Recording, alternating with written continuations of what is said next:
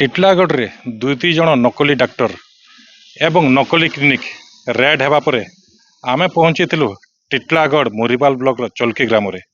ଆପଣ ଦେଖିପାରୁଥିବେ ବୋର୍ଡ଼ ଦିଆହେଇଛି ଏବଂ ଆପଣ ଭ୍ରମ ସୃଷ୍ଟି କଲା ଭଳି ଦେଖିପାରୁଥିବେ କ୍ଲିନିକ୍ ଅଛି, ବେଡ୍ ଅଛି, ଡକ୍ଟର ମଧ୍ୟ ଅଛନ୍ତି।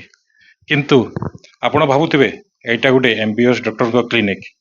ଆମେ ପହଞ୍ଚି ଆସିଥିଲୁ, ଆମେ ତଦାରଖ ପରୀକ୍ଷା କରିଥିଲୁ ସେ କିଏ ଡକ୍ଟର ଏବଂ ତାଙ୍କର ଯୋଗ୍ୟତା କ'ଣ। ଚାଲନ୍ତୁ ଆମେ ସିଧାସଳଖ ତାଙ୍କ ସହିତ କଥା ହେବା। ଆଜ୍ଞା ଆପଣ ନାଁଟା କହିବେ? ଧନଞ୍ଜୟ ମେହେର। ଏଇ ଆପଣ ଯୋଗ୍ୟତାଟା ଏଇଟା +2 ସାଇନ୍ସ।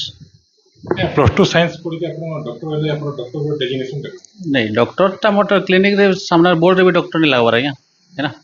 प्राइमरी हेल्थ करूछु आमे जदि जणे ଆପଣଙ୍କର କ୍ଲିନିକରେ ବିଭିନ୍ନ ପ୍ରକାର ମେଡିସିନ ଅଛି, ଯାହା ସେନ୍ସିଟିଭ ମେଡିସିନ, ଯୋଉଟା କି ବ୍ୟାଣ୍ଡ ଅଛି ଏବଂ ଯୋଉଟା କି ହାଇ ସେନ୍ସିଟିଭ ମେଡିସିନ।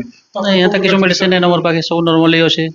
ଏବେ ଏବେ ଆପଣ ଦେଖନ୍ତୁ ଏଇ ଏଇ ମେଡିସିନଟା ଏଟା ଦେଖନ୍ତୁ ଜଣେ ପେସେଣ୍ଟ ଆଣିଥିଲେ। ଏଇ ମେଡିସିନର ରେଟ୍ ହେଉଛି 2000 ଟଙ୍କା ଉପରେ। ए मोर मेडिसिन नहीं सेटा पेशेंट आनी थी लगावार लागि ଆପଣ ମେଡିସିନ आनी कर रखी दिले और नी लगा न बोले ना भल लागला न बोला कि नी ने रखी दिसनी मनता କ୍ଲିନିକ ଅଛି, ଆପଣ ଏବେ କହୁଛନ୍ତି ଆପଣଙ୍କର ମେଡିସିନଟା पेशेंट आनी कर आस्तिला आमे एते प्रेस्क्राइब नहीं करबार रे एटा एते मेडिसिन ଆପଣଙ୍କର କୋଉ ପ୍ରକାର ଯୋଗ୍ୟତା ଅଛି, କୋଉ ପ୍ରକାର ସାର୍ଟିଫିକେଟ ଅଛି?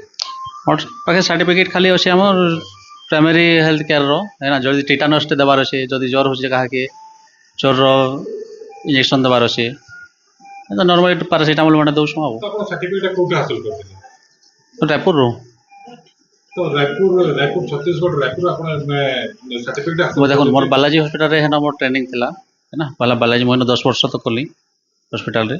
तो ଆପଣ କୋଉ ହିସାବରେ ଏଠି ଟ୍ରିଟମେଣ୍ଟ କରୁଛନ୍ତି, କୋଉ ରୋଗୀକୁ ଦେଖୁଛନ୍ତି? ଯେ ରୋଗୀ ପାଖରେ ସେନ୍ସିଟିଭ ମେଡିସିନ ଅଛି, रोगी खाली हम नॉर्मली करा होछि आ ଆପଣ ମେଡିସିନ ରଖିଲେ ଗୋଟେ ଫାର୍ମାସି ସାର୍ଟିଫିକେଟ ଦରକାର ପଡେ।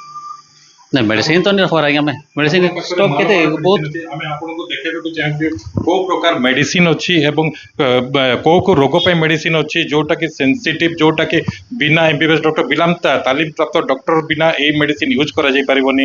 ଯାହା ଆମେ ଆପଣଙ୍କୁ ସାମ୍ନା ସାମ୍ନି ଦେଖେଇବୁ, ତାଜା ଚିତ୍ର ଆମେ ଦେଖେଇବୁ।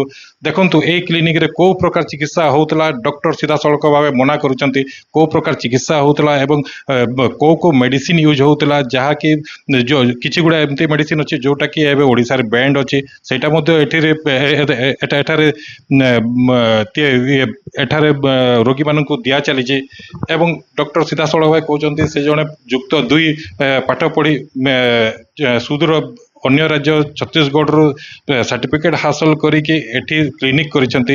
କ୍ଲିନିକ ଆପଣ ନିଶ୍ଚିତ ଭାବେ ଦେଖୁଥିବେ, ଗୋଟିଏ MBBS ଡକ୍ଟର ଯେମିତି ଗୋଟେ କ୍ଲିନିକ ଥାଏ ଏବଂ ସେଇ ଭ୍ରମ ଆପଣଙ୍କୁ ସୃଷ୍ଟି କରୁଥିବ। ବେଡ୍ ପଡ଼ିଛି, ପେସେଣ୍ଟ ମଧ୍ୟ ଥିଲେ ଏବଂ ଡକ୍ଟର ନିଜେ କହୁଛନ୍ତି ମୁଁ କେବଳ ନର୍ମାଲ ମେଡିସିନକୁ, ନର୍ମାଲ ପେସେଣ୍ଟକୁ ମୁଁ ଦେଖେ। କିନ୍ତୁ ଏବେ ରହିଲା ପ୍ରଶାସନ ଉପରେ, ପ୍ରଶାସନର ନଜର କାହିଁକି ଏପଟେ ଏବେ ପର୍ଯ୍ୟନ୍ତ ପଡ଼ିନି ଏବଂ ଆଗକୁ ଯଦି କୌଣସି ରୋଗୀର କୌଣସି ଅସୁବିଧା ହୁଏ କିମ୍ବା ଜୀବନ ମୃତ୍ୟୁ ସମସ୍ୟା ହୁଏ, ଦାୟୀ ହେବ କିଏ? ଟିଟିଲାଗଡ଼ରୁ ତୀର୍ଥଙ୍କର ପଟେଲ, MBC TV।